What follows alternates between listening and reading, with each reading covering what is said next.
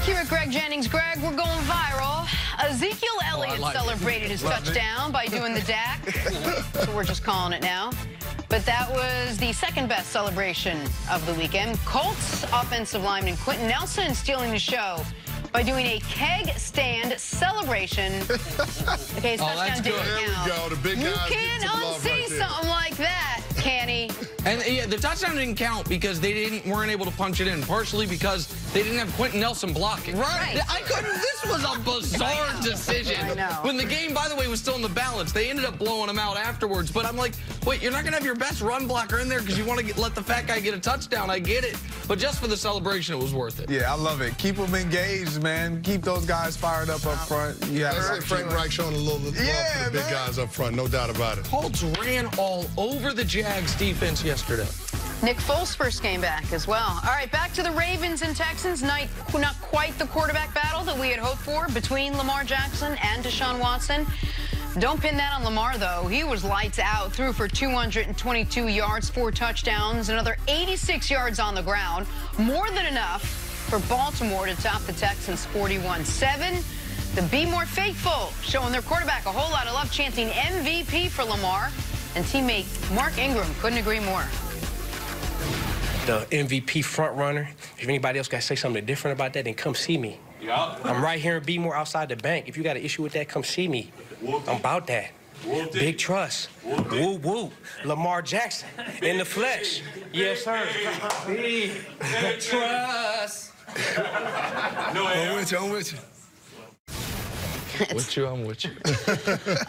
Nick, let's talk about the Baltimore Ravens. They were outstanding yesterday against a team we thought might give them maybe a little bit more trouble. Are the Ravens now the best team in the NFL? To me, they're clearly the best team in the AFC, and they are in that very top tier, along with the two teams I consider the best teams in the NFC, the Packers and the Saints. I think right now that is it's a triangle of there are some things that the Ravens do better than the Packers do better than the Saints, but the Saints do better than the Ravens, if that makes sense. So, like, I think it's a question of matchups there, but they are on the, yes, they are the favorites to me right now in the AFC.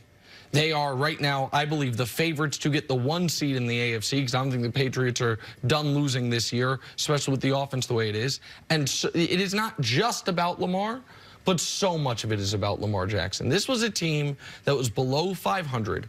Same roster for the most part. They added Ingram. They made some nice additions, as they always do in Baltimore. Formerly Ozzie Newsome, now Eric DeCosta. But they were 4-5 with Joe Flacco. Since then, they are 14-3 with Lamar Jackson. He is the difference maker. And that press conference, Greg, to me is not nothing. Because this was what I always thought was so unfair, and I think is unfair, when a lot of the evaluation of quarterbacks similar to Lamar, the question was, well, is he going to be able to communicate in the huddle? Is he going, how much of a leader is he? All these dog whistle things we hear. Well, there is the flip side to it, which is Lamar might not communicate in the interview room as well as some of the other quarterbacks. But I damn sure bet in the huddle and in the locker room, he might communicate and connect better than a lot of these other quarterbacks. And we don't always say that because it's a little uncomfortable and people get a little uneasy about it. But that team adores him.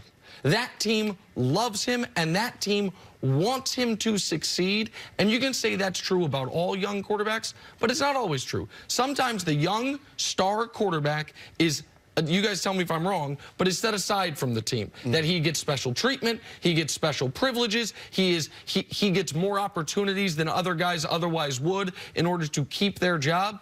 And with Lamar, you can see a veteran like Mark Ingram so happy for his success, and of course, the fact that the team's 14-3 since he's taken over only helps that. Yeah, for me, they're the outright best team in the National Football League right now.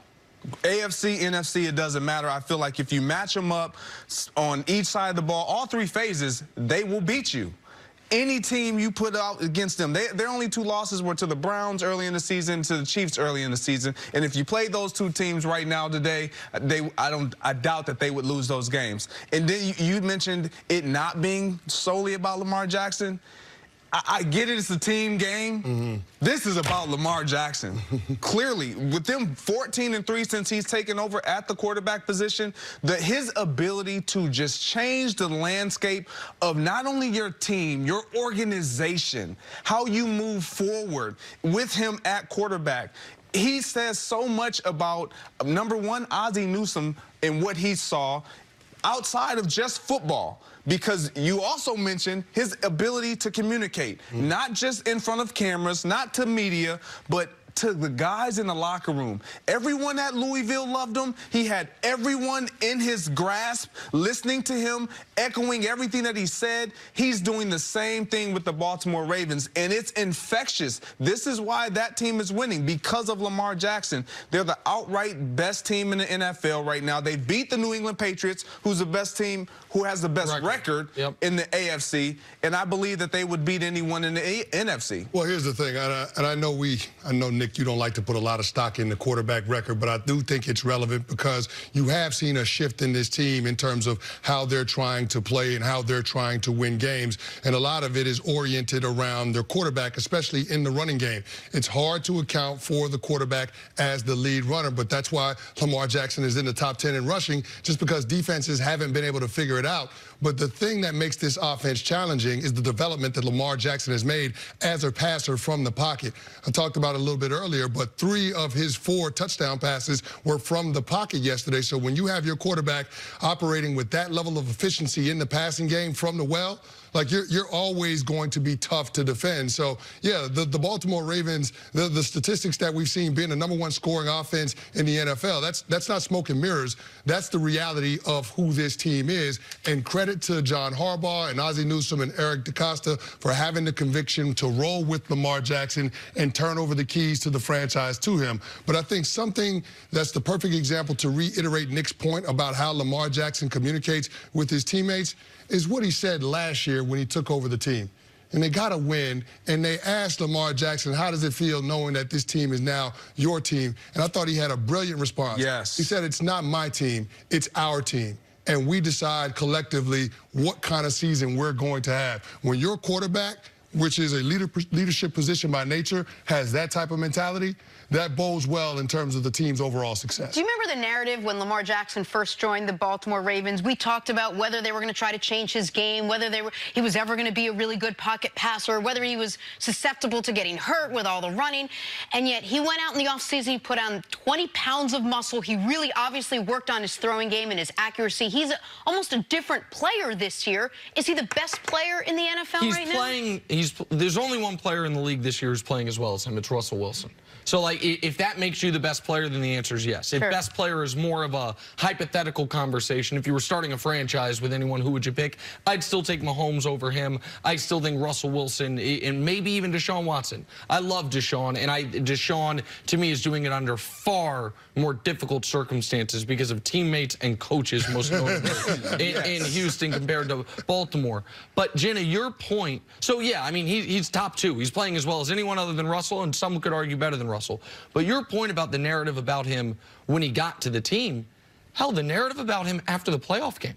Yes. I mean, Peter King wrote about this morning, about how devastating that was for him. That the fans in Baltimore, after the season he had, wanted Flacco inserted in the game, and Harbaugh wouldn't do it. And credit to Harbaugh, because even when that game was out of reach, Lamar in the final 10 minutes got it together a bit. They were never going to win, but he at least, I mean, he had a 0.0 passer rating through the first 50 minutes of that football game. He still had immense ways to go 10 games ago. See, the last time, and instead of having that moment be a can I do it moment, it was a moment where all he did was work on those things, and he's still not a finished product. And he still is not, he's still going to have, peaks and valleys.